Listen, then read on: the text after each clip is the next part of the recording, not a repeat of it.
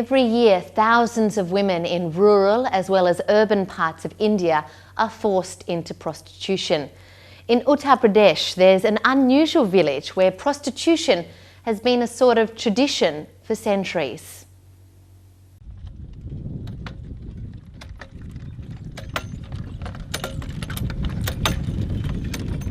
Natpurwa is a small village in India's most populated state, Uttar Pradesh.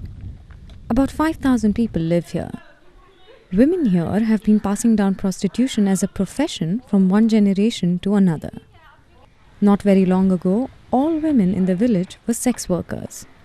लोग दलित लोग थे जो कि इस बिरादरी में नट में आते हैं, जो डेरा डंडा वाले होते हैं, जो ठाकुर लोग पहले थे, जमींदार लोग थे, ब्राह्मण ठाकुर लोग थे, वो पैसे वाले थे और उनके वहाँ किसानी खेती करते थे। दिन भर किसानी खेती करते थे। बहन बिटिया जो रहती थी तो उनके भाई लड़के और ख़ुद भी जो दारू वारू पी के होश उतारने के लिए दलितों के घर में बैठते थे, उनको काम पे लगा देते तो बहनों बेटियों को लालच देके इस तरीके से हरकत करते थे। तो इसी आधार पे ही ये लोग बिजनेस मान लीजिए या वो मजबूरी पे मान लीजिए। What Mr. Pinku says is only one part of the story. Experts point out at another reason. People living in Natpurwa belong to a marginalized community called the Nat community, who were traditional performers and entertainers. During colonial rule, their activities were classified as criminal and they were robbed of their livelihoods. This pushed their women into prostitution. For generations that followed, family members, in most cases men, began pimping out women to earn a living. But one woman spoke out against this tradition, Chandralekha. She became a sex worker when she was 15. हमारे पिताजी नहीं चाहते थे कि मैं वैश्या बनूं, लेकिन हमारी जो दादी थी वो कह रही थी कि ये अगर हमारे गांव की परंपरा नहीं थी कि पहले कभी शादी नहीं होती थी गांव में, तो उन्होंने कहा कि अगर ये दूसरे के घर में जाएगी तो मार डाली जाएगी। और ऐसा है कि जो हमारे यहाँ ये वैश्यावृत्ति हो रही तो जो सब सारे गांव में हो रही तो क्या फ़र्क पड़ता, तो उन्होंने मुझे वैश्यावृत्ति में डाल दिया था। Chandralekha says she didn't have a choice back then.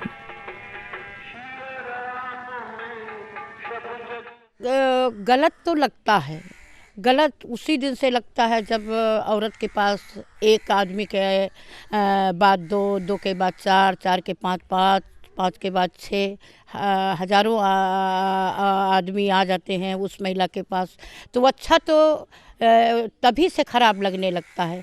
लेकिन एक मजबूरी होती है, एक पेट की हवस होती है और एक कि अब मैं बन ही चुकी तो मुझे करना तो पड़ेगा।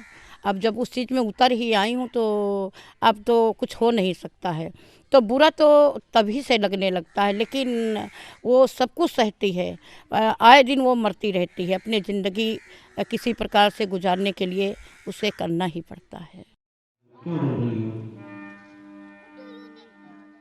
However, one incident made her change her mind after 20 years.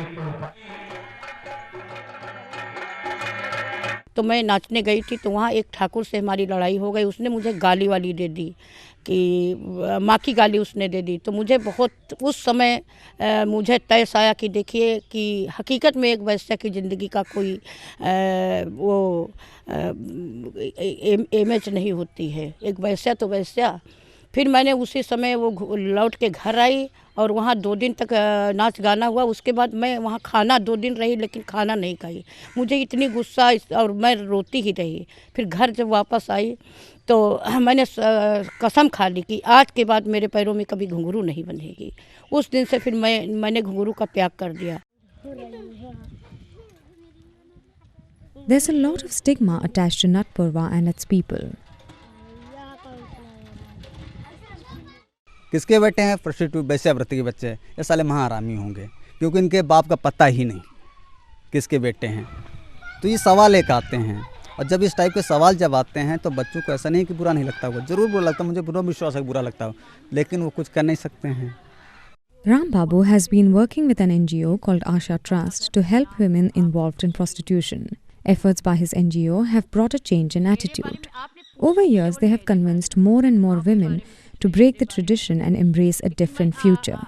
He says 60% of the women have successfully left their past behind, but challenges remain. अगर इनमें अगर परिवर्तन हो तो उनको पहले एक ऑप्शन है, रोजी रोटी का सवाल आ रहा है। अगर रोजी रोटी उनको ठोस विकल्प के रूप में रखा जाए तो लोग उसके बारे में सोचेंगे।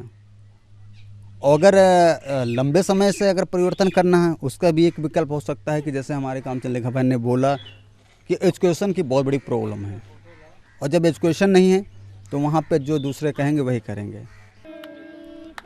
Ram Babu complains of lack of funds and assistance from the government. But no matter how slow, there are signs of change. The first generation of girls in Natpurwa now goes to school. Doctor बनना चाहती हो? क्यों doctor क्यों बनना चाहती हो? Doctor क्यों बनना चाहते हो? इलाज करना, गरीबों की दवा देना, सब देखना खाना। With Felix Gatkar, this is Gayatri Parmeshwaran for Asia Calling in Natpurwa.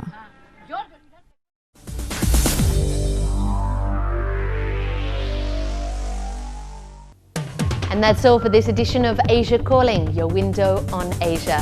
For more stories from our correspondents around the region, visit our new website at portalkbr.com. I'm Rebecca Henschke. Goodbye for now.